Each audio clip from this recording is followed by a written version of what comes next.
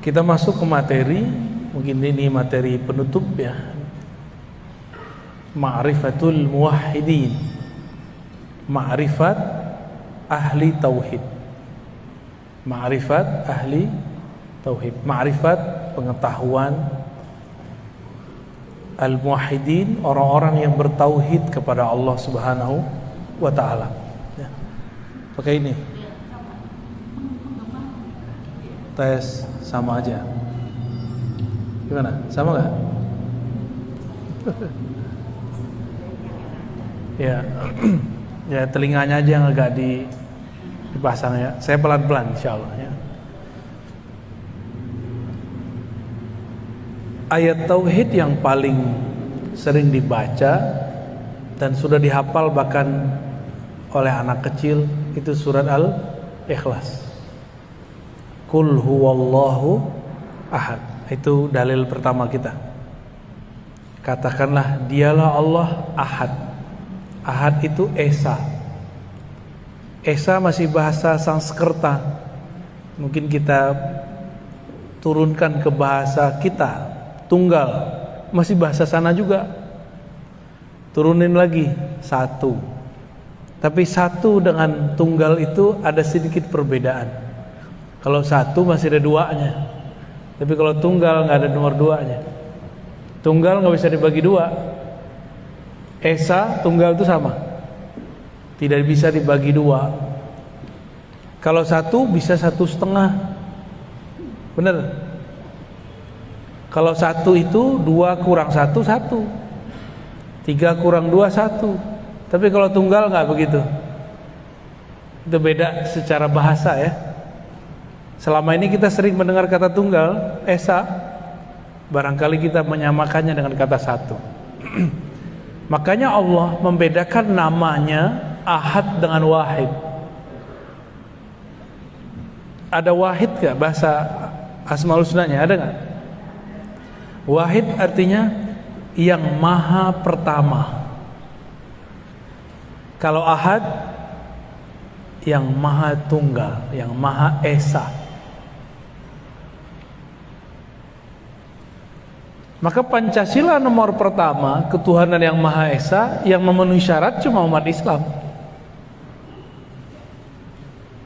Ada yang agak mendekati Yahudi, tapi Yahudi kan bukan agama resmi.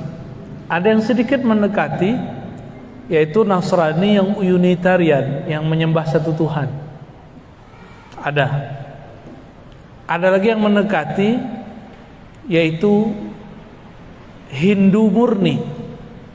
Hindu mereka mengatakan bahwa Sang Hyang Widi itu yang Maha Esa.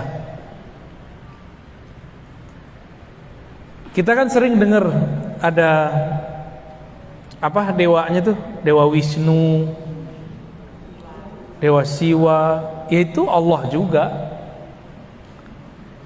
Kalau kita nyebutnya apa? Dewa Siwa itu nama lain daripada Sang Hyang Widi, namun dengan sifatnya yang sangat tegas. Ini dimatiin aja. Mana pergi?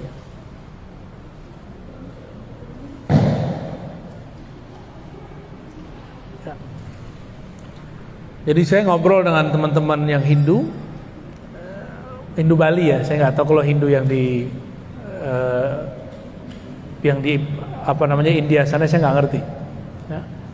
Jadi Wisnu, Siwa itu adalah nama lain daripada Sang Hyang Widi itu.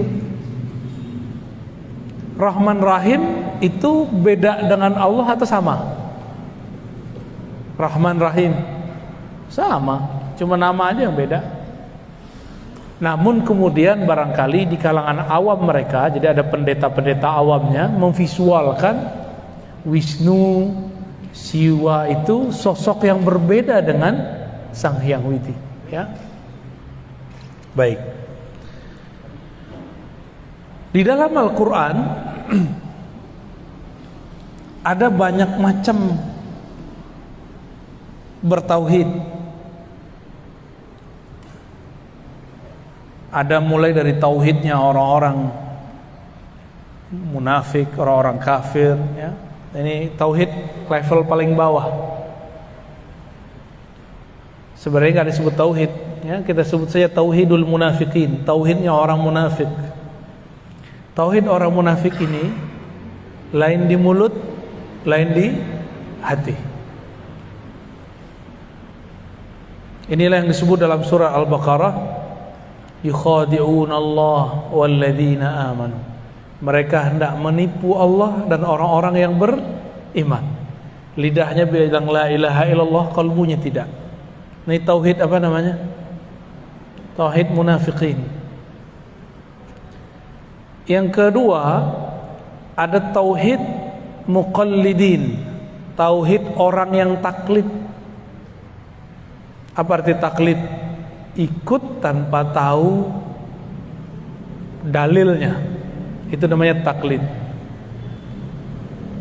Apa kata kiai deh gitu, apa kata ustadz.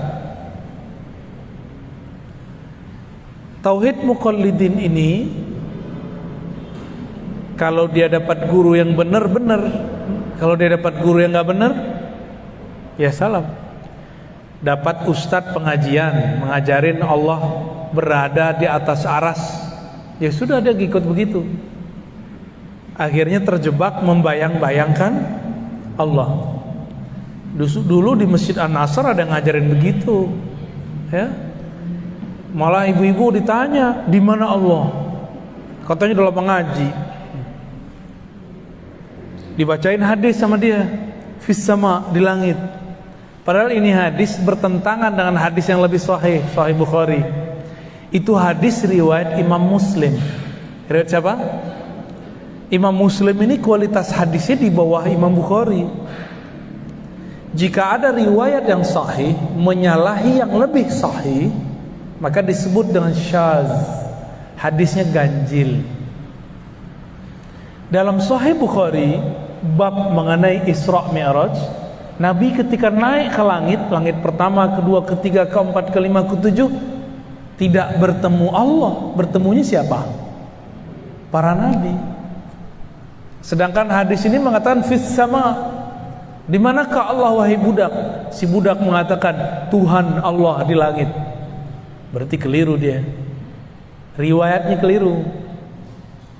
Kenapa? Waktu Nabi di langit pertama ketemunya Nabi Adam, kedua, terus sampai ke langit ketujuh ketemu Nabi Ibrahim alaihissalam.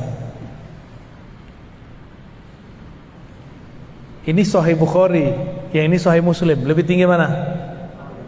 Sahih Bukhari. Maka kita menggunakan Sahih Bukhari sebagai panduan, ya. Oleh karena itu, Imam Nawawi yang punya otoritas menjelaskan hadis di mana Allah dijawab oleh perempuan di langit, itu mengatakan bahwa kata di langit di situ bukan berarti di atas, tapi menunjukkan dia mengingkari Tuhan-Tuhan di bumi. Berhala maksudnya. Yang diakui cuma Allah Subhanahu wa ta'ala. Baik. Ini tauhid apa yang tadi? Yang kedua, tauhid muqallidin. Tauhidnya orang-orang yang taklid. Apa arti taklid? Ikut tanpa mengetahui dalil atau hujjah.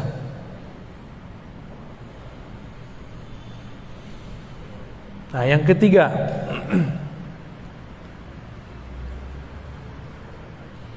yang ketiga ini dalil uqala atau ulul absar, dalil orang-orang berakal,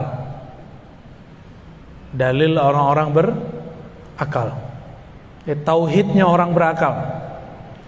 Tauhidnya orang berakal, dalil itu bukan ayat sekian nomor sekian bagi dia, tapi masuk dalam pikiran dia maka diterima.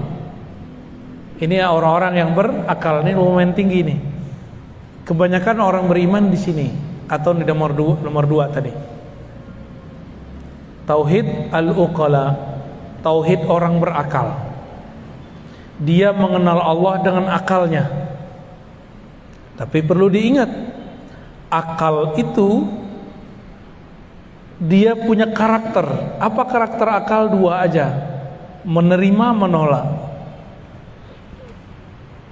Inilah yang rumit. Kenapa rumit? Lafaz tauhid itu la ilaha illallah. Itu lafaz tauhid. Coba lihat ya, surat Muhammad ayat 19. Fa'lam annahu la ilaha illallah. Ketahuilah bahwasannya la ilaha. La ilaha artinya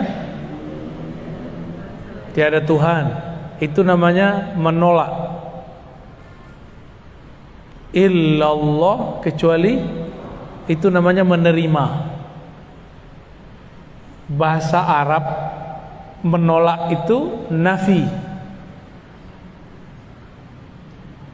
Kalau menerima, menetapkan, bahasa Arabnya isbat. La ilaha nafi, illallah isbat. Coba pakai bahasa Indonesia tadi. La ilaha menolak semua Tuhan. Kebayang Tuhan apa aja buang. Wah, bukan Tuhan saya, bukan Tuhan saya, bukan Tuhan saya.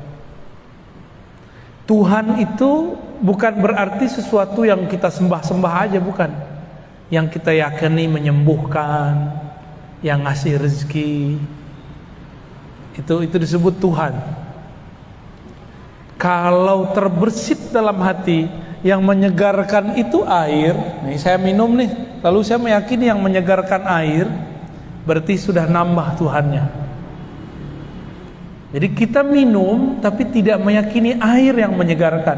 Allah lah yang menciptakan kesegaran di dalam itu. Gitu. Minum obat. Ada nggak orang minum obat nggak sembuh-sembuh? Ada, banyak. Nih depan saya banyak yang minum obat nggak sembuh-sembuh. Bener. Ini umur-umuran ibu-ibu ini kan, bapak-bapak ini sudah umur-umur ya sisa-sisa sehat, banyak sakitnya. Ya. Bener ya.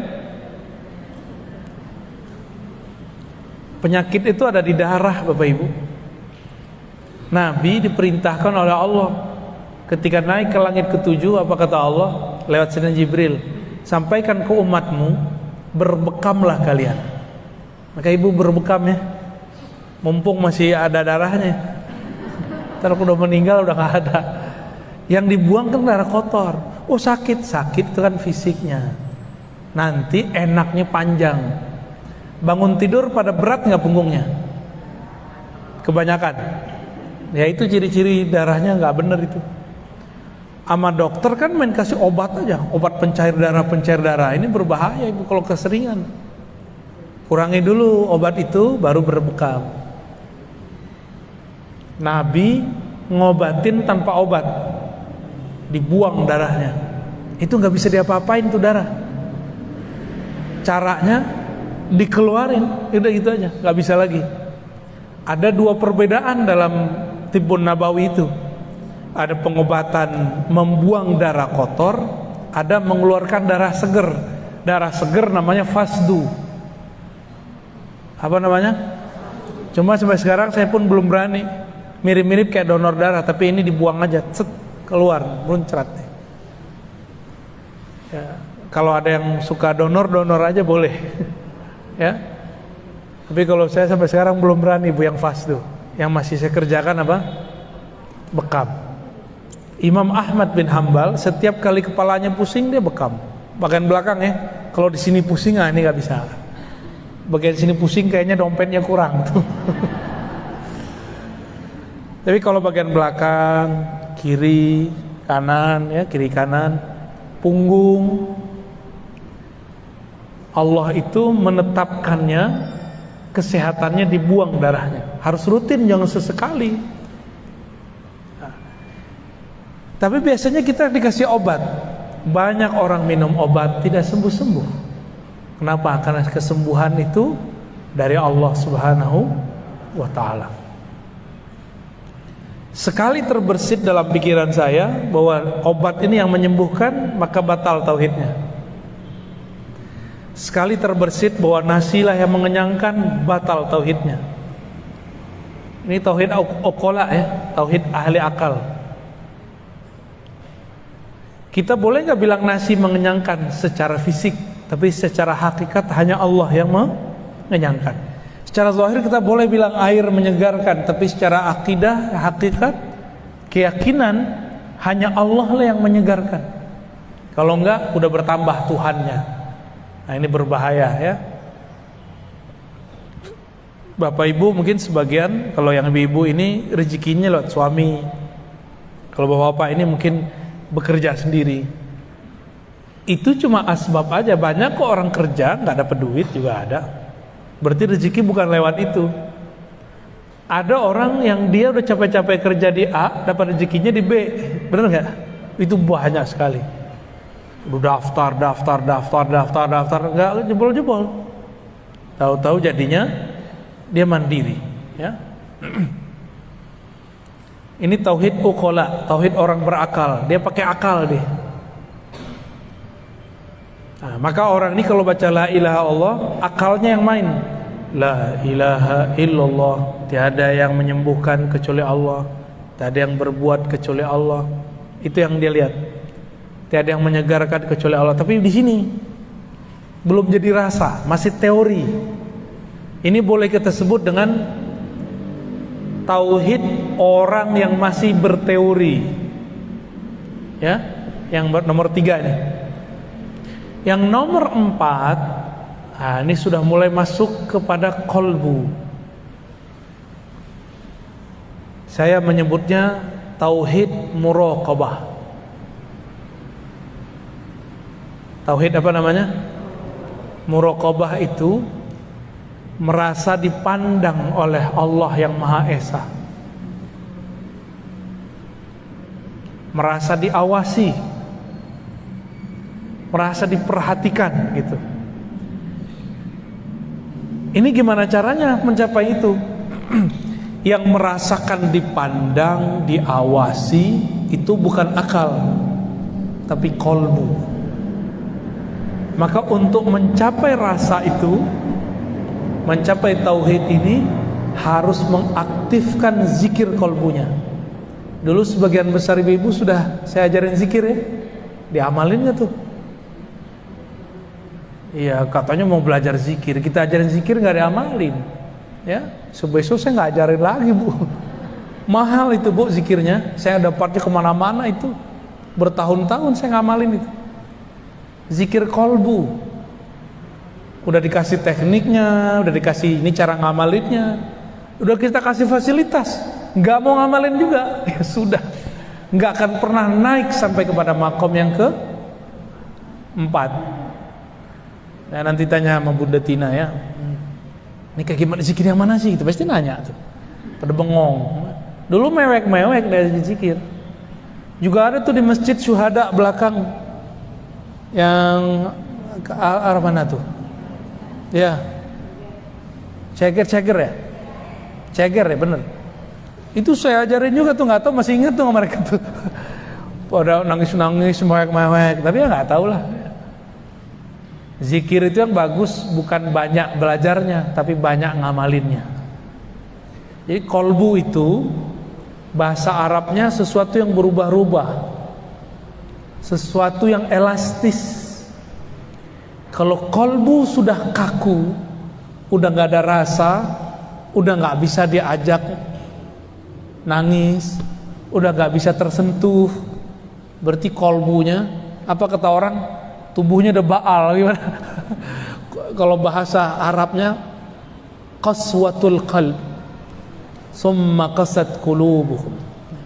Lalu hati mereka menjadi kesat, menjadi kasar, menjadi kaku. Tapi tenang Bapak Ibu, Allah itu maha menghidupkan, ya. Allah maha menghidupkan. Yang dihidupkan Allah tidak hanya tumbuhan, yang dihidupkan Allah juga kolbu yang mati. Yang penting ada usaha untuk mau belajar zikir kolbu, ya.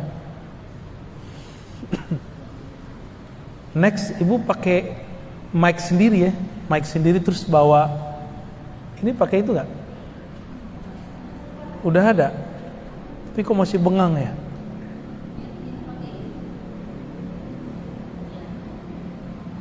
Coba bisa nggak tuh? Ya. Tes. Gimana? Keras ya? Ekonya dikurangin. Kita bukan lagi mau gedangdut.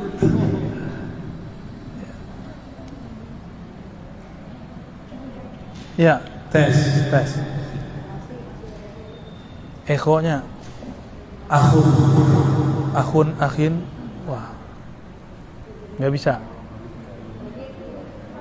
Tes.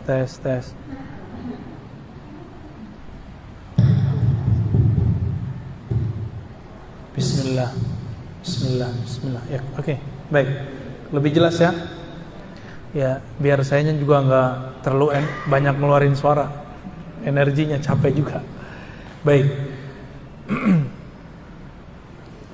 Jadi tauhid yang keempat ini gimana tauhidnya?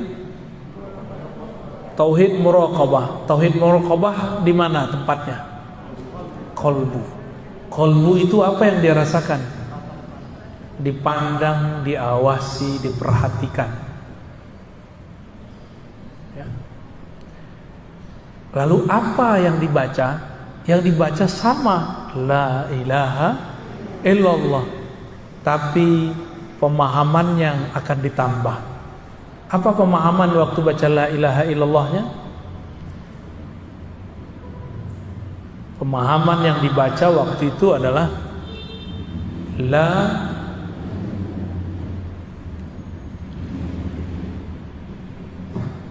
tidak ada yang memperhatikan, yang mengawasi kecuali Allah. Tidak ada yang memperhatikan, tidak ada yang mengawasi kecuali Allah. Jadi dia baca la ilaha illallah, tapi beda makna dengan orang munafik. Orang-orang munafik baca la ilaha illallah, lidahnya baca, pikirannya kemana-mana. Tapi kalau ahli qalbu ini baca la ilaha illallah, dalam hatinya dia merasa dilihat oleh Allah. Lebih dulu merasa dilihat atau bacaannya yang lebih dulu? Bisa dua-duanya, Pak.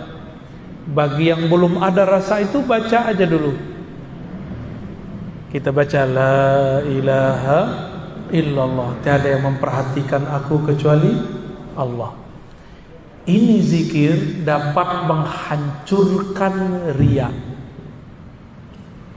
Ini zikir dapat menghabiskan ya, sum'ah.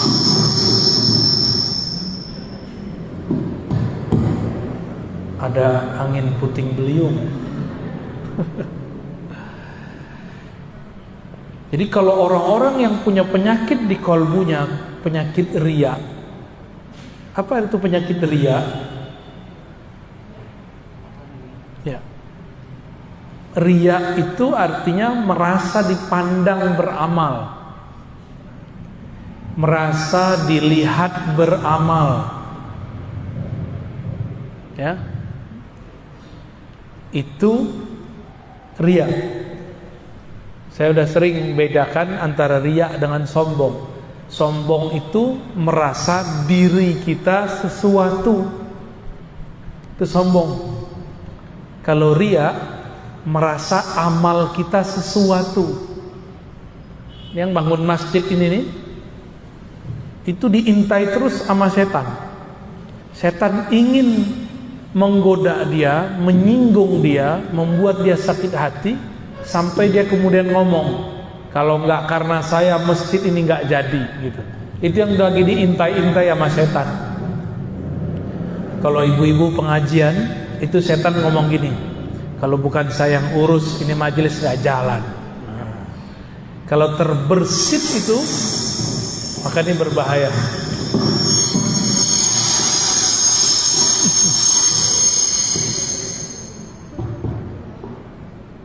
Waduh, ada angin puting beliung berkali-kali nih.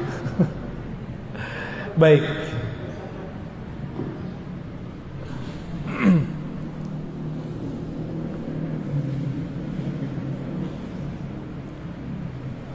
Untuk sampai ke sini, maka coba lihat surat Ali Imran ayat 2. Alif Lam Mim, Allahu la ilaha illa huwal hayyul qayyum. Allah tiada yang berhak disembah kecuali Dia. Dan insya Allah udah bagus, Bu. Udah bagus ya. Masih jelas kan? Udah beres, Bu. Coba perhatikan surat Ali Imran ayat 2. Allahu la ilaha illa hu. Ya, habis itu huwal hayyul qayyum ya. Allah dulu, baru la ilaha illa hu. Sebelum membaca la ilaha illallah, di kolbunya sudah membaca nama Allah. Dan saya sudah ajarkan ke sebagian besar ibu-ibu. Tahun berapa, Bu? Sebelum pandemi ya? 2019, pas sebelum pandemi. Disebut nama Allah dalam kolbu, baru kita lisannya baca la ilaha illallah. Dan saya sudah sering mengatakan juga bahwa ada yang unik di dalam Al-Quran. Di dalam Al-Quran lebih banyak lafaz la ilaha illahu daripada la ilaha illallah. Benar? Lebih banyak lafaz la ilaha illahu itu sampai 20 lebih. La ilaha illallah nggak banyak. Maka hu itu bagian dari nama Allah. Huwa bagian dari nama Allah. Apa arti huwa? Huwa itu artinya hanya Dia, tiada selainnya. Hanya Dia, tiada selainnya. Kalau masih terbayang bersama Allah ada sesuatu, baik itu pahala, terbayang surga, berarti belum nyampe. Tauhid orang nomor 2, tadi nomor 2 tauhid muqallidin. Tauhid muqallidin ini ciri-cirinya suka cari pahala.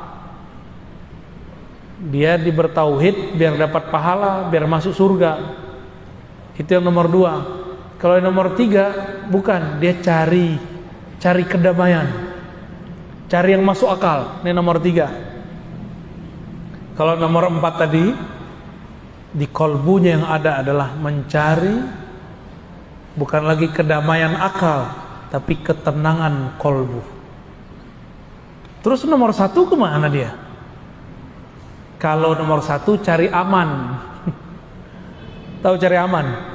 Biar kelihatan aman nama orang, maka dia baca la ilaha illallah. Itu orang munafik. Sedangkan nomor 4 tadi, dia mencari kedamaian di dalam kolbunya. Maka sebelum zikir la ilaha illallah, sebutlah nama Allah di kolbu. Cari ahli zikir, belajar kepada mereka bagaimana cara nyebut nama Allah di dalam kolbu. Bagi yang belum belajar talqin zikir ya, sebut nama Allah di kolbu, baru baca la ilaha illallah. Jadi kenapa kebanyakan orang kalau zikir tidak ada rasa di kolbunya? Karena kolbunya kosong. Kolbunya belum dibacakan Allah. Makanya dalam ayat ini dimulai dari Allahu la ilaha illahu. Baca dulu Allah di kolbumu, isbat. Kalau nomor 3 tadi, orang berakal, nafi, isbat. Ditiadakan Tuhan, lalu diterima hanya satu Tuhan, yaitu Allah. Kalau yang nomor 3 lain, isbat dulu baru nafi, baru isbat gitu. Tetapkan dulu nama Allah dalam kalbu, keyakinan kepada Allah dalam jiwa, baru katakan tiada Tuhan. Tiada Tuhan ini nafi, menolak. Illallah, kecuali Allah, menerima, isbat lagi. Jadi kita kalau ulang, isbat, nafi, isbat. Kalau yang nomor 3 tadi apa? Nafi, isbat. Pakai bahasa Indonesia. Nomor 3 tadi menolak lalu menerima atau menetapkan. Kalau nomor 4 menerima lalu tolak semua Tuhan, lalu kuatkan lagi, terima hanya ada satu Tuhan, Allah Subhanahu wa ta'ala. Ustadz, Buya, Kiai, Syekh, kata orang, masa nyebut Tuhan? Kan gak boleh nyebut Tuhan. Saya mau tanya, mana dalil yang melarang menyebut kata Tuhan? Ada gak? Jangan ikut-ikutan. Kita sudah ngaji tauhid dari kemarin-kemarin, bahwa kata Tuhan itu terjemahan dari 2 lafaz, Rabb dan Ilah. Namun karena bahasa kita ini punya kelemahan, Rabbul Alamin, itu berarti Tuhan yang bersifat mencipta, sedangkan Ilah berarti Tuhan yang bersifat disembah. Tuhan juga. Jadi boleh nggak diterjemah? Ya mesti diterjemahkan. Bapak Ibu bukan orang Arab. Mukanya mungkin sebagian ada yang Arab, tapi Arab maklum. Ya, aja ngomong bahasa Arab bikin bingung. Nggak usah sok-sokan Arabisasi. Terjemah aja. Kalau Arab aja. Kalau bahasa Arab, ayo ya kita jabanin. Tapi kan pusing nanti kalau menjelasin pakai bahasa Arab. Udah dijelasin pakai bahasa Indonesia aja pusing. Benar gak? Ini maksudnya apa sih? Nafi, isbat. Isbat, nafi, isbat. Itu kan pusing kan? Ya. Itu baru beberapa istilah kita pakai. Ya. Jadi bolehkah menyebut kata Tuhan? Boleh. Oh, Tuhan itu pimpinan para dewa. Mana kamusnya ngomong begitu? Ngomong pakai kamus. Jangan-jangan dia asal-asal sebut ya. Kalau bahasa Indonesia kamusnya KBBI, bukan Ustadz kamusnya. Itu namanya cocok logi. Kamus cocok logi. Enggak begitu cara kita beragama, berbahasa. Bahasa ikutin bahasanya, ya. Orang Nasrani, orang Yahudi nyebut Allah, kalau dia orang Arab Allah juga. Nyebut ilah sama ilah juga. Rob ya Rob juga. Kan itu bahasa Arab. Kalau orang kita ya dipermudah lah. Jangan diterjemah gini, tiada ilah selain Allah. Kalau anak alay diganti, ya elah.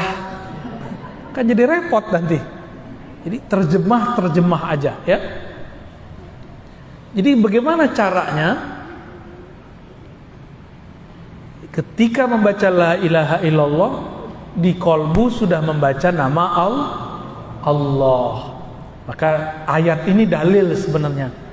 Surat Ali Imran ayat 2. Sebenarnya ada yang lebih jelas dan kita sudah hafal semua. Ayat kursi. Ayat kursi depannya apa? Allahu la ilaha illahu. Dia Allah, dialah Allah, tiada yang berhak disembah. Tuhan yang berhak disembah kecuali Dia. Nah, kalau ibu-ibu masih ingat tuh, bapak-bapak mungkin nggak semua pernah ikut zikir dengan saya. Di kolbunya baca nama Allah, lalu baca la ilaha illallah dengan teknik yang pernah kita ajarkan. Itu kolbunya langsung bergetar, cash kontan, ya. Tapi udah lupa ya. Selamat lupa ya. Ini di kolbu. Saya ulangi, metodenya gimana?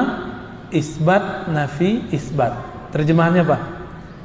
Tetapkan nama Allah di kolbu, lalu tolak semua Tuhan, lalu ulangi menetapkan nama Allah. Allahu la ilaha illa hu, ya. Gitu. Ada metode yang mirip dalam 3 ayat terakhir surah Al-Hasyr. Al-Hasyr ayat 22. Depannya huwa. Huwallahul ladzi la ilaha illahu. Ini digabung huwa sama Allah. Huwallahul ladzi la ilaha illahu. Berarti huwa dan Allahnya digabung. Itu sebabnya ulama-ulama, guru-guru kami dulu itu ada yang mentalkinkan dipecah itu kalimat. Huwallah sendiri, la ilaha illahu sendiri, hu sendiri, Allah Allah sendiri. Maka saya dulu waktu kecil saya belajar zikir hu Allah, itu ada zikirnya, ya. Hu Allah, ya. Dipecah lagi, hu sendiri, Allah sendiri, hu dia. Dipecah lagi, Allah. Kami dulu belajar itu satu-satu. Satu huwanya sendiri, Allahnya sendiri. Nanti ada lagi zikir ahad sendiri lagi. Ahad. Kul huwallahu ahad. Ada lagi zikir as-samad, ya samad, ya samad, ya samad. Ada semua teknik itu. Cuma sayang, teknik-teknik ini sekarang dibid'ahkan oleh orang yang nggak mengerti. Padahal dulu sahabat-sahabat Nabi mereka ngambil teknik itu dari Rasulullah Sallallahu Alaihi Wasallam. Sayyidina Bilal waktu disiksa oleh tuannya, maka dia zikir ahad. Karena itu zikir harian dia. Kalau kita ingatnya kekasih ya, mana manggilnya gimana? Mas gitu ya. Mas. Ya, meninggal baca nama emasnya ya. Kalau yang laki-laki nyebut nama perempuannya, sebut nama Allah, itu yang paling ini. Huwa itu ada filosofinya. Huwa itu adalah nama membebaskan pikiran dari selain Allah. Itu rahasia dari kata hu. Huwa Allah. Hu itu membebaskan pikiran dari selain Allah. Jadi orang-orang yang penakut itu zikirnya hu Allah. Misalnya takut ada kuntilanak, gondrowo, baca aja itu di situ. Bersih tar tempat tuh. Otak dia juga bersih dari horor. Di mana-mana ada makhluk selain kita. Enggak hewan, enggak malaikat, enggak jin, ada. Satu jengkal di kita Bapak Ibu, ini udah ada malaikat. Sudah ada dimensi lain, jin. Jadi kalau orang bilang rumah saya berpenghuni, ya iya, penghuninya kamu satu. Yang kedua, ada malaikatnya kalau di situ ada sholat zikir, ada silaturahim. Yang ketiga, ada jinnya. Kalau itu rumahnya muslim, maka jinnya muslim. Jin muslim tinggalnya di genteng, Bu, atau di atap itu ditinggalnya. Kalau kita habis makan, tulang-tulang kita taruh itu dimakan sama dia. Ya, kelihatan sama jin itu ada dagingnya. Jadi tidak benar kata teman saya, ruqyahnya tidak syar'i, ngakunya syar'i. Apa kata dia? Kalau jin itu makan asap. Asap apa? Asap menyan. Ya salam, itu mau fitnah jin itu. Itu jin kalau denger, udah keselnya banget tuh. Lah masa kita ini makan asap ya? Nggak ada jin makan asap ya? Pernah dengar nggak begitu? Nggak boleh pakai menyan. Lah di zaman dulu mana ada parfum misik namanya, orang dulu yang nyebutnya menyan, dibakar, sama kayak bahasa Arabnya bukhur. Bukhur kan dibakar juga, sama. Mungkin kita ngelihat ada orang Hindu Buddha atau orang-orang penyembah berhala bakar dupa. Dupa itu nggak ada urusannya sama jin atau enggak. Itu masalah orang yang bakarnya, ya.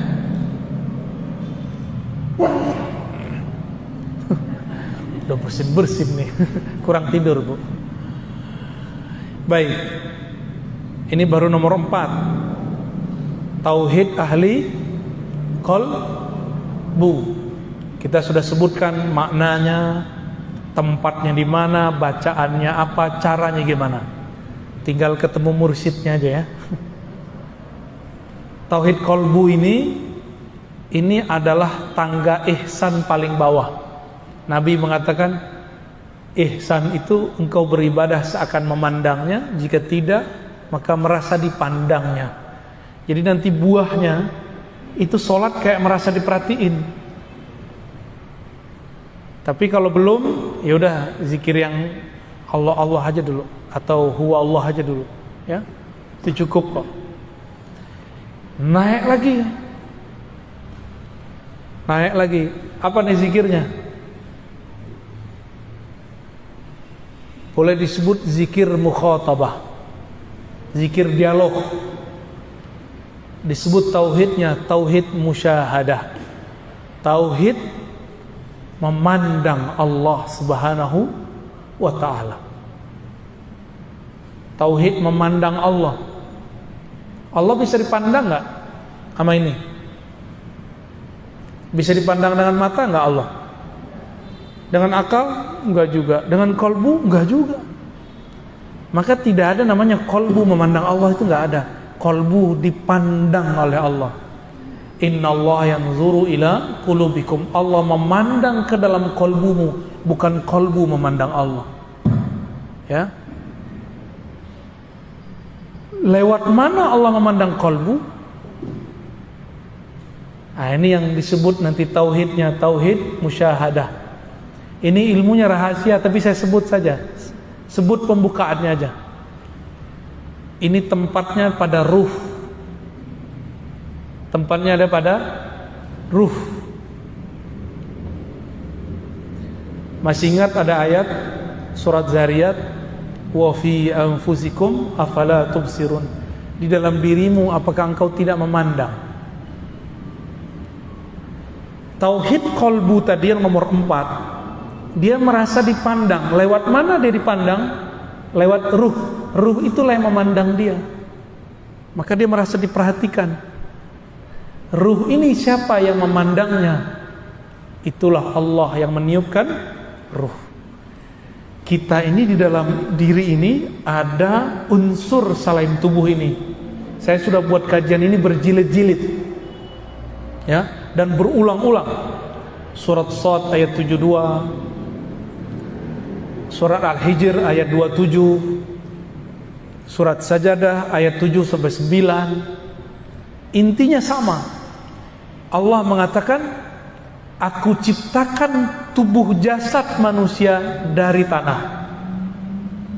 Setelah tubuh jasadnya sempurna, maka aku tiupkan rohku. Maka Allah membedakan antara mencipta dengan meniupkan. Tubuh kita ini dicipta, tapi ruh kita ditiup. Bagaimana cara Allah meniup? Allah yang maha tahu. Ruh yang ditiupkan itulah yang dapat izin memandangnya. Karena ruh itu adalah tiupan dari dia juga. Hanya dialah yang bisa memandangnya. Maka Allah pinjamkan kepada ruh itu kembali cara memandang Allah. Nah, jika ruh kita memandang Allah, disebut dengan tauhid rububiyah. Ini beda dengan rububiyah kelompok sebelah ya. Beda Bapak Ibu. Tauhid apa namanya? Jika ruh kita memandang kepada Allah disebut tauhid apa? Rububiyah. Apa artinya? Memandang peran Allah dalam keragaman alam semesta. Apa tauhid rububiyah? Memandang peran, tambahin, memandang peran keesaan Allah dalam keragaman alam semesta. Ngerti nggak maksud itu? Allah itu esa. Ibu lihat ada pohon, ada kita, ada langit, ada bumi. Dalam memandang itu semua, kita punya keyakinan bahwa semua ini diciptakan dengan kunnya Allah. Nah, Maka ini tauhidnya, lafaznya ada pada kun fayakun. Ya, apa lafaz tauhidnya? Kun fayakun.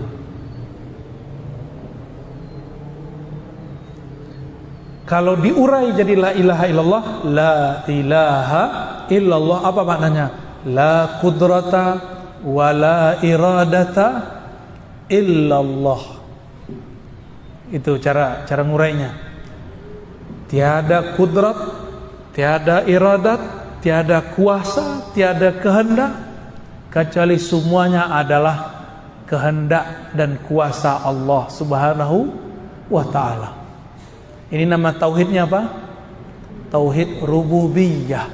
Jadi bagi kita tauhid rububiyah ini bukan sesuatu yang berbeda dengan uluhiyah, dipisah-pisah terus bertentangan, enggak. Rububiyah ini satu paket dengan uluhiyah. Ini cuma beda makom. Oleh kelompok sebelah beda. Bagi mereka tauhid rububiyah itu tauhidnya orang musyrik, tauhid selain kelompok mereka. Bahkan disamakan tauhid musyrik, tauhid filosof, tauhid ahli kalam, tauhid kelompok yang berbeda dengan dia. Kelompok Asy'ariyah disebut cuma sampai rububiyah, Sufi cuma sampai disebut dengan rububiyah. Ini gak adil. Jadi kelompok sebelah nyebut rububiyah itu gak adil. Dan aneh, kok disebut tauhid orang musyrik? Loh, ada emang tauhid orang musyrik? Musyrik artinya apa musyrik? Menyekutukan Allah. Tauhid mengisahkan Allah. Nyambung gak? Tauhid musyrik nyambung gak? Gak nyambung. Ya. Jadi tauhid rububiyah versi kita berbeda definisi dengan tauhid rububiyah versi kelompok yang menganggap kita ini sesat. Kita sih nggak anggap mereka sesat, cuma anggap kita berbeda. Udah, ya. Kita beda, bro, gitu ya. Anda sesatkan kami, urusan Anda. Tapi kami tidak ada urusan dengan itu. Urusan kami tauhid rububiyah, mengesahkan Allah dalam perannya mengatur alam semesta. Tubuh kita ini banyak unsur enggak? Ada unsur air, ada unsur api, ada unsur tanah, ada unsur udara. Oleh orang Cina ditambahin unsur logam. Ya, tapi bagi kita logam itu bagian dari tanah. 4 unsur. Jadi ini tubuh ini kalau diurai 4 anasir namanya. Ya, 4 anasir. 4 unsur ini, siapa yang kemudian mengatur alurnya dalam tubuh? Inilah yang disebut, masing-masing 4 ini ada alamnya, disatukan oleh Allah menjadi padu.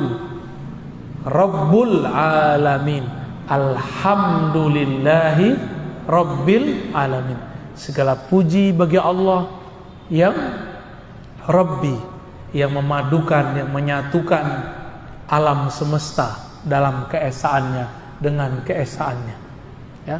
Jadi Allah tetap sendiri meskipun yang diurus banyak.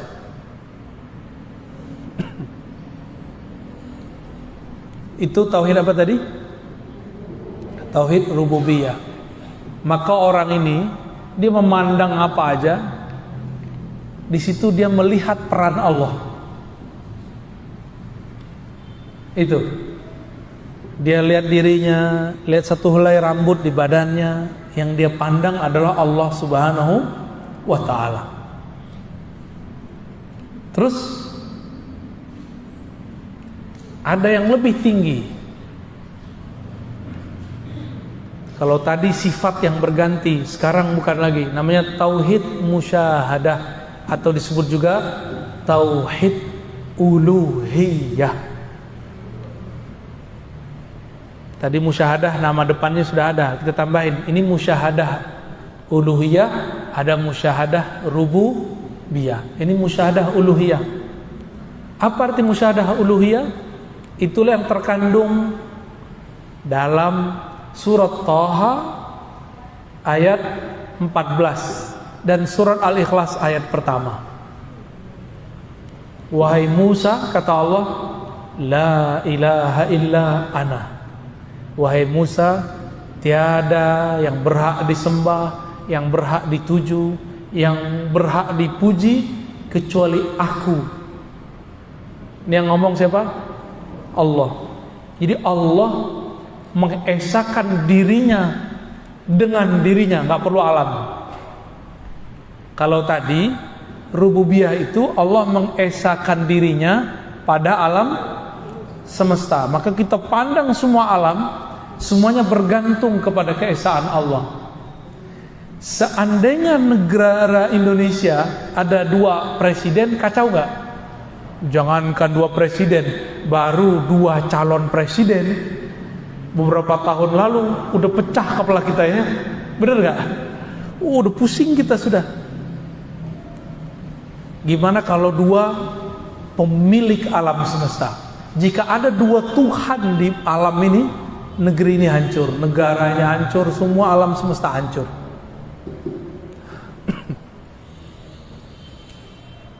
Tauhid musyahadah uluhiyah ini, Allah memandang keesaannya di dalam dirinya, di dalam zatnya. Dan ini rahasia di dalam rahasia, saya tidak boleh menjelaskan kecuali sampai di situ saja, ya. Inilah yang disebut dengan ihsan, level tertinggi. Engkau memandang, engkau sholat seakan memandang Allah Subhanahu wa ta'ala. Jadi itu bukan dengan kolbu, itu dengan ruh. Nah, ini beberapa guru, kiai, mursyid itu keliru. Dia sebut memandang Allah dengan kolbu. Itu salah fatal. Kolbu itu masih ada ruangnya, masih ada tempatnya, masih ada arahnya. Allah tidaklah berarah. Dialah yang menciptakan arah. Tidak beruang, karena Allah lah yang menciptakan semua ruang. Ruh itulah. Apa istilahnya tadi? Tauhid ulu.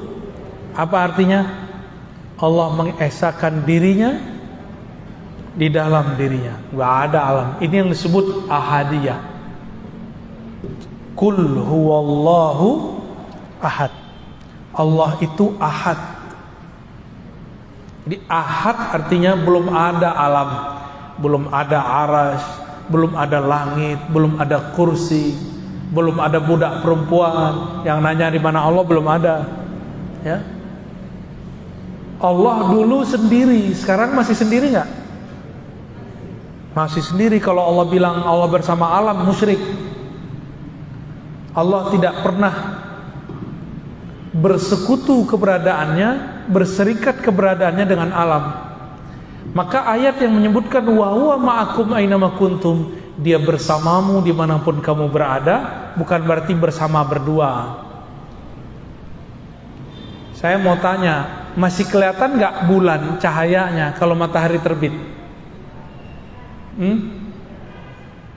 Masih kelihatan nggak?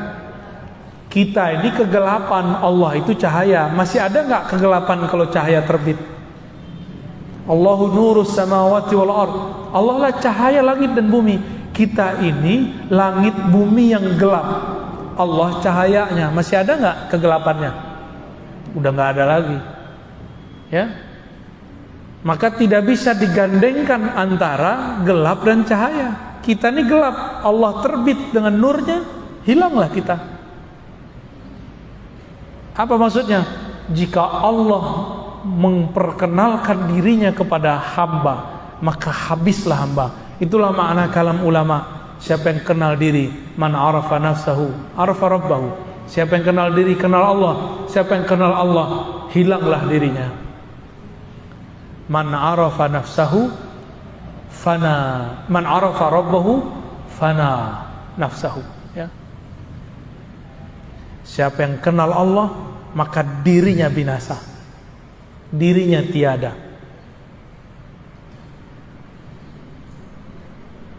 Nah, Nabi Musa waktu beliau meminta bertemu Allah, masih ingat ceritanya? Itu Allah hanya menunjukkan satu percikan cahayanya. Oleh Sayyid Ahmad bin Idris al-Idrisi, Imam Idris ya, beliau mengatakan itu cahaya disebut Nur Muhammad sallallahu alaihi wasallam. Itu dalilnya. Dalil Nur Muhammad ada di situ. Jadi yang diperlihatkan Allah kepada bukit, kepada gunung, lalu gunungnya hancur, itu cahaya Nabi Muhammad sallallahu alaihi wasallam. Kok bisa cahaya Nabi menghancurkan gunung? Masih ingat nggak ada ayat tadi surah Al-Hasyr ayat 22, sekarang ayat 21. Lau anzalna hadzal qur'ana ala jabalin la ra'aitahu khashi'an mutasaddi'a. Seandainya Quran ini diturunkan ke bukit, ke gunung, gunung hancur, binasa, tertunduk, khashi'an mutasaddi'a. Nabi itu ditanya sama Aisyah, apakah akhlak Nabi? Apa jawaban Sayyidah Aisyah? Akhlaknya adalah Al-Quran. Al-Quran cahayanya cahaya Nabi. Nyambung? Nyambung nggak? Belum nyambung ya? Saya ulangi ya. Nabi Musa nggak sanggup melihat cahaya. Cahaya itu diperlihatkan ke gunung hancur. Tadi Sayyid Ahmad bin Idris Al-Idrisi bilang cahaya itu namanya cahaya Nur Muhammad. Sayyidah Aisyah ditanya, Nabi Muhammad itu akhlaknya apa? Al-Quran. Maka cahaya Nabi ditunjukkan ke bukit, hancur bukit. Karena kalau cahaya Quran itu diturunkan kepada bukit, pegunungan, gunung hancur. Itulah rahasianya kenapa waktu Nabi naik ke atas gunung Uhud bergoyang. Goyang Uhud yang kita lihat, mungkin sebagian besar sudah pernah ke gunung Uhud, ya, benar. Itu gunung yang sangat tegar, perkasa itu, ketika Nabi naik ke atasnya, dia bergetar. Karena Nabi itu adalah hakikatnya Al-Quran. Hakikatul Al-Quran, akhlaknya Quran, nur korbunya nur Quran. Yang dulu nurnya beliau jika diperlihatkan ke bukit hancur, berarti gunung Uhud ini gunung terkuat di alam semesta, di bumi. Maka ulama kita menyimpulkan beberapa kalam Nabi tentang bukit Uhud, gunung Uhud, bahwa gunung Uhud ini ketika nanti kiamat terjadi, gunung Uhud masih Allah pertahankan. Karena satu-satunya gunung yang bisa bertahan ketika ada Nur Muhammad ada, itu cuma gunung Uhud. Jangankan Nur Muhammad, tubuh Nabi Muhammad ada di atasnya, gunungnya tidak hancur. Maka apa pelajaran di sini? Pelajarannya adalah jika ingin kita mati, tubuh kita nggak hancur, maka leburkanlah cinta kita, baik kolbunya ataupun pikirannya ataupun jasadnya kepada Nabi Muhammad sallallahu alaihi wasallam. Kalau sudah lebur cinta fisiknya kepada fisik Nabi Muhammad, udah lebur akalnya dalam akal Nabi Muhammad, kolbunya dalam kolbu Nabi Muhammad, maka nanti jasad kita Allah tahan, nggak akan hancur. Inilah rahasia kenapa jasad tidak hancur di dalam kubur. Jadi nggak mesti orang hafiz Quran, ya, orang yang di kolbunya ada nur Nabi Muhammad, itu Allah tahan itu bumi, nggak akan merusak ya. Innallaha harrama 'alal ardi an ta'kula ajsadal anbiya. Allah mengharamkan bumi untuk merusak tubuh para nabi. Kita tambahkan dan pewaris para nabi, ya, yang di dalam dirinya ada nur itu. Oke, barangkali itu tauhid, ma'rifat al-muwahhidin, ma'rifatnya ahli tauhid yang bisa kita pakai. Minimal sampai di level 2. Tapi saya tidak menyarankan minimal sampai level 3. Ahlul akal minimal, ya. Baru kemudian Allah akan bimbing ke level ke-4 sampai level ke-5. Barangkali itu yang dapat kita sampaikan. Mau tanya jawab? Oke, baik, silakan.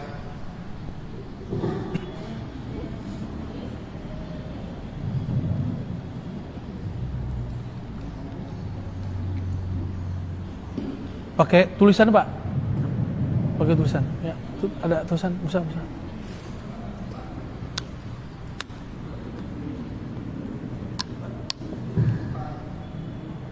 Ya, pakai tulis saja, Pak.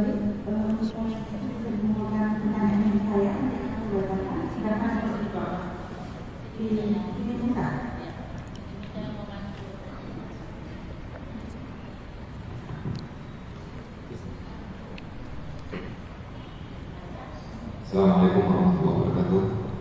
Alhamdulillah wassalatu wassalamu ala Rasulillah.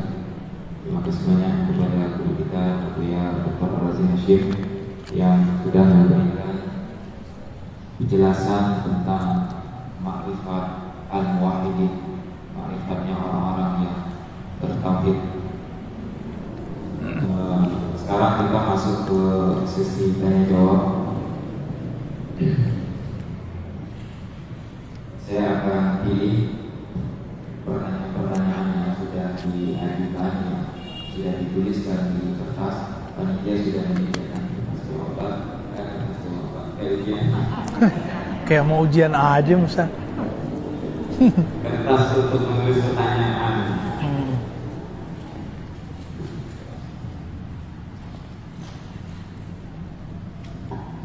Ya.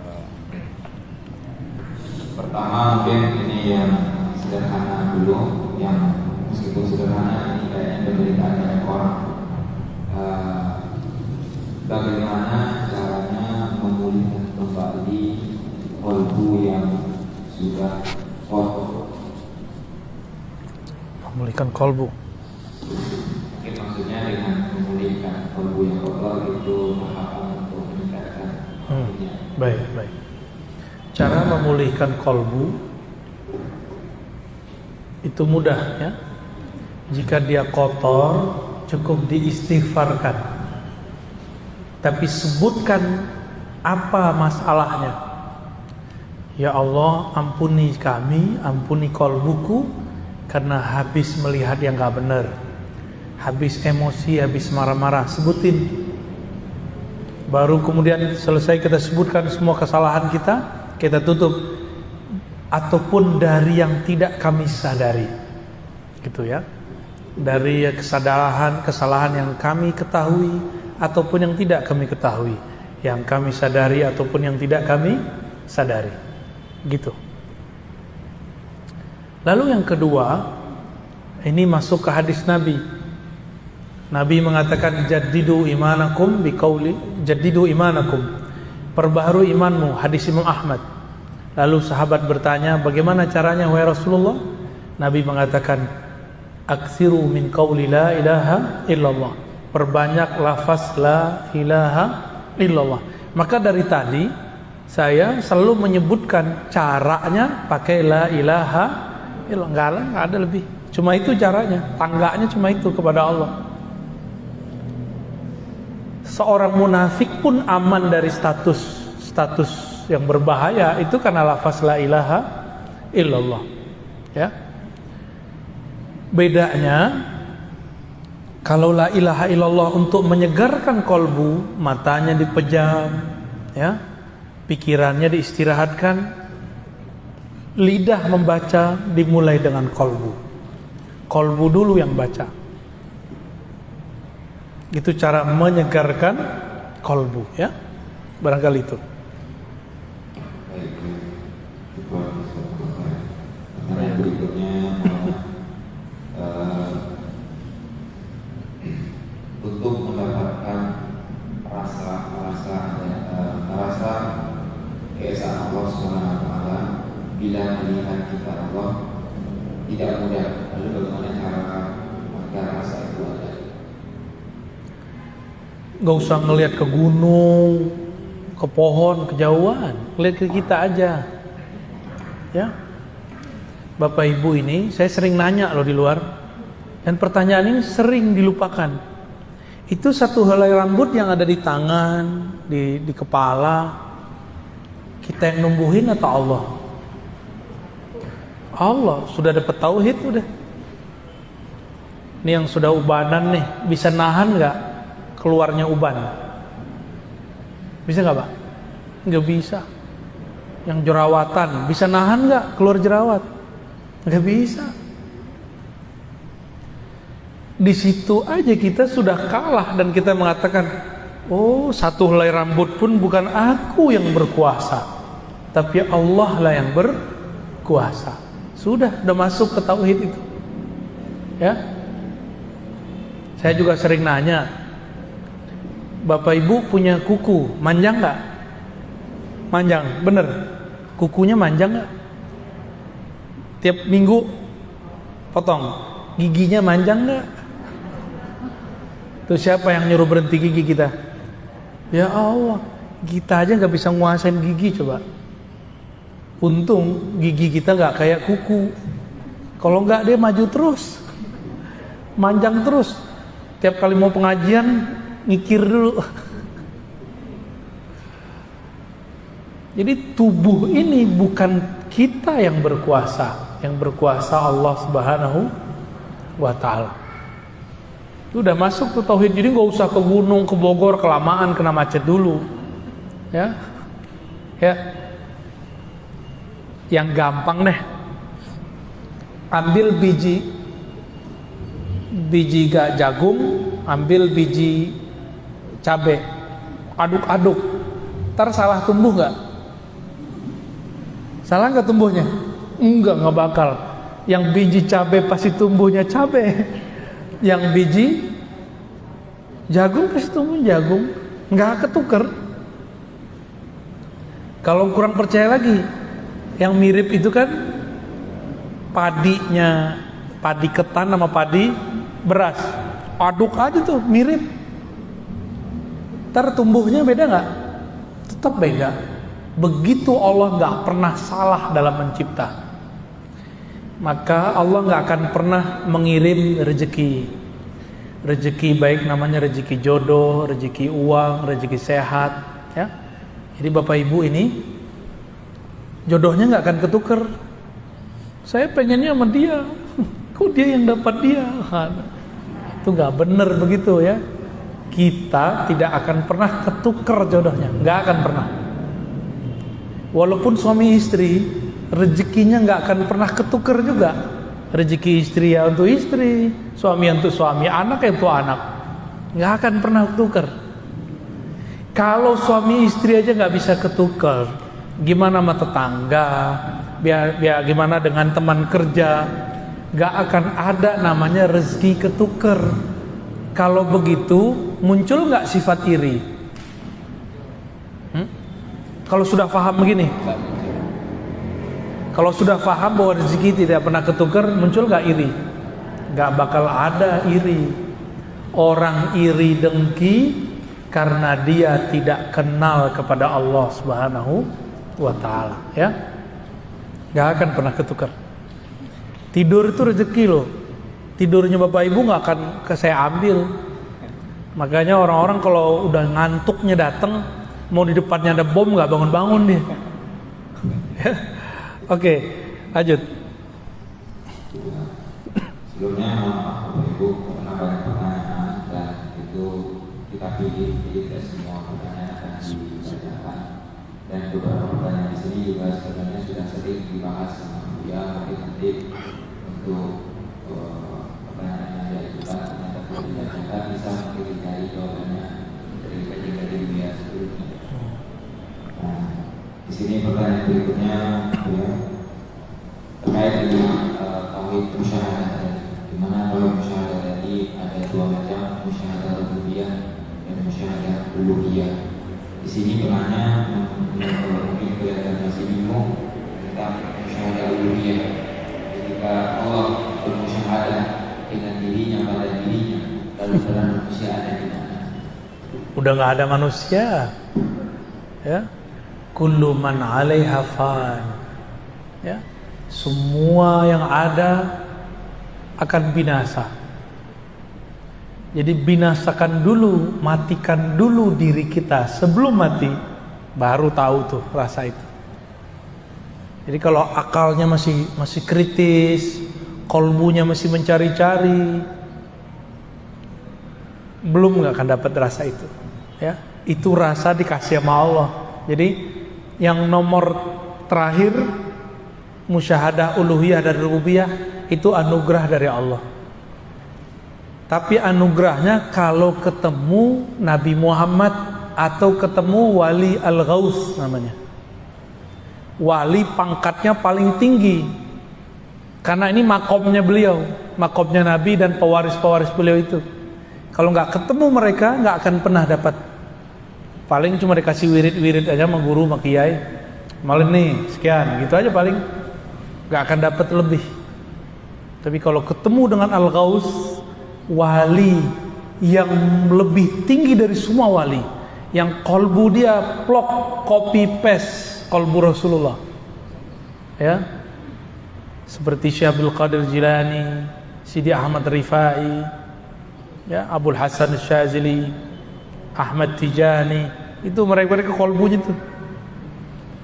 Maka murid-murid mereka mengalami hal itu, ya.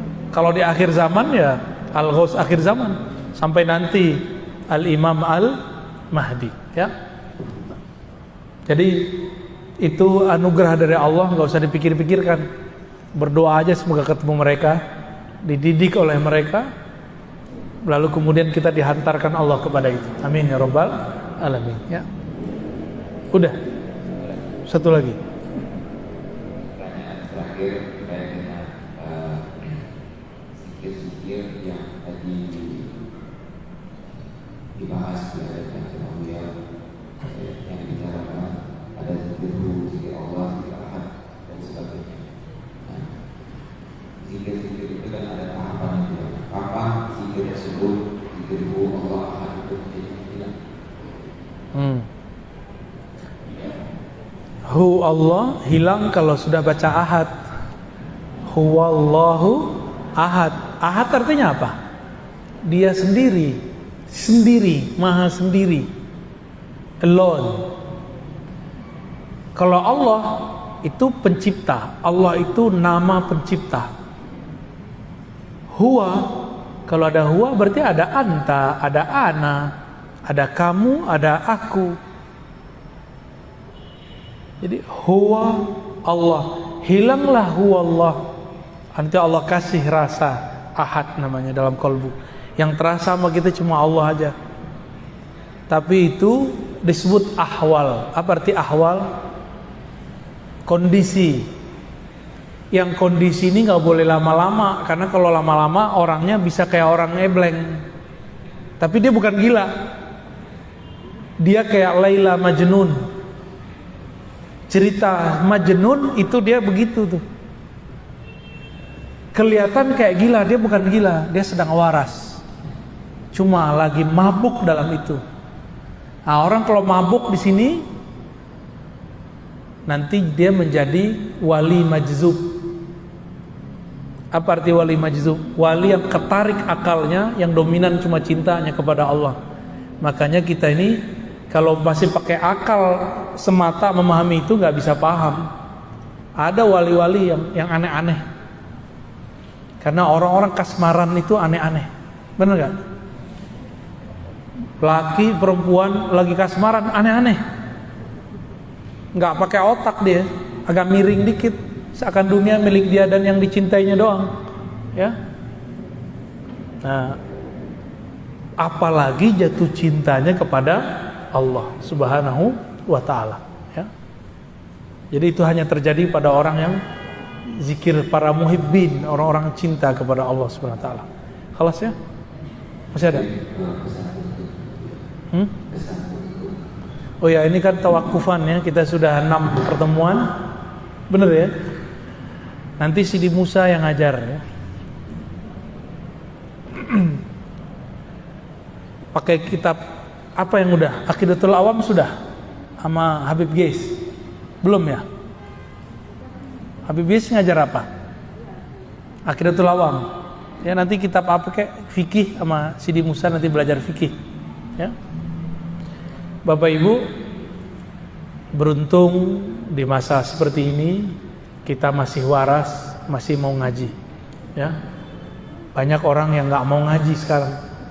Padahal obat pandemi ini bukan hanya divaksin, dibawa ke rumah sakit, enggak. Salah satu obatnya adalah mendekatkan diri kepada yang menciptakan alam semesta, termasuk vaksin itu, termasuk pandemi itu. Walaupun zahirnya pandemi itu dibuat oleh sekelompok orang jahat, tapi kan semua izin Allah. Semua izin Allah. Maka saran saya, mumpung masih ada waktu, mumpung belum kena COVID yang paling parah, udah mendekatkan diri kepada Allah. Ya, Bapak Ibu di rumah, nggak di rumah, mati, ya kan? Ya udahlah, keluar aja. Orang keluar ke mall masih kita ngaji nggak mau. Lebih bawah ya kalau di mall, di rumah makan apalagi. Itu cuma buat XX doang. Nanti kalau udah makan hilang protokolnya. Sekarang itu kayaknya cuma gaya-gayaan aja. Kalau udah begitu, masa untuk kolbu kita cuma gaya-gayaan doang? Harus lebih serius, ya. Jadi obat dari semua ini cuma satu. Innallaha ma'ana, menghadirkan bahwa Allah bersama kita. Baru nanti muncul inna auliya Allah la khaufun alaihim walahum yahzanun, surat Yunus.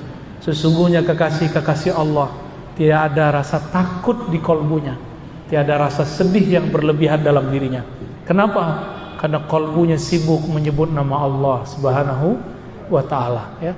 Ruhnya sibuk menatap Allah, lisannya sibuk qomat kamit membaca kalimat-kalimat Allah, tubuhnya sibuk menyembah Allah. Udah gitu aja kerjaannya.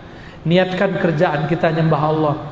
Kalau orang kerja nyembah Allah, mungkin nggak dia korupsi. Jadi di cara sujudnya pekerja, bekerjalah jujur. Itu cara sujud pekerja. Pedagang, ya, jangan korupsi waktu, korupsi uang. Itulah cara sujud orang yang bekerja. Cara sujudnya pemimpin berbuat adil. Jadi kalau ada pemimpin adil, itu oleh orang yang mata batinnya tajam, kelihatan tuh sujud. Kelihatannya sujud. Kalau guru seperti saya, dosen, itu tulus. Berat tulus itu, Bu. Berat, serius. Amplopnya tipis dikit tuh mulai berkata-kata tuh. Serius.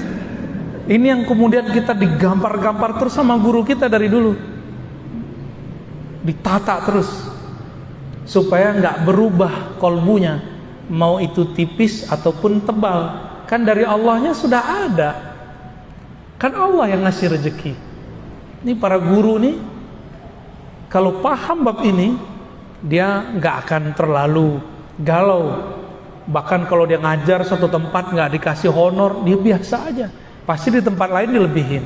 Begitu aja terus, ya. Cuma kadang-kadang guru ngaji aja kadang-kadang keyakinan dia kepada rezeki Allah masih dipertanyakan. Dan saya tidak sedikit bertemu guru ngaji, Tuhannya bukan Allah lagi, tapi orang kaya yang biayain dia. Itu sering kejadian. Jadi kolbunya itu sudah nggak bergantung kepada Allah. Nah, untuk Bapak Ibu yang diberikan kemapanan, bergantunglah kepada Allah yang Maha Mapan. Ke guru bukan bergantung, ke guru itu bersanad. Apa arti sanad? Kita menyandarkan ilmu, menyandarkan ilmu kepada guru, guru kepada gurunya, nyambunglah kepada Rasulullah Sallallahu Alaihi Wasallam. Dengan demikian, maka kita akan selalu terhubung, terkoneksi dengan Allah. Disitulah tiada lagi rasa galau, rasa gelisah, insya Allah. Untuk itu semua mari kita doakan siapapun yang hadir, para pengurus, para pengajar, orang yang membangun masjid ini, semuanya, semoga Allah berkahi, Allah ridhoi. Al-hazinnya wa likulli salihah. Al-Fatihah.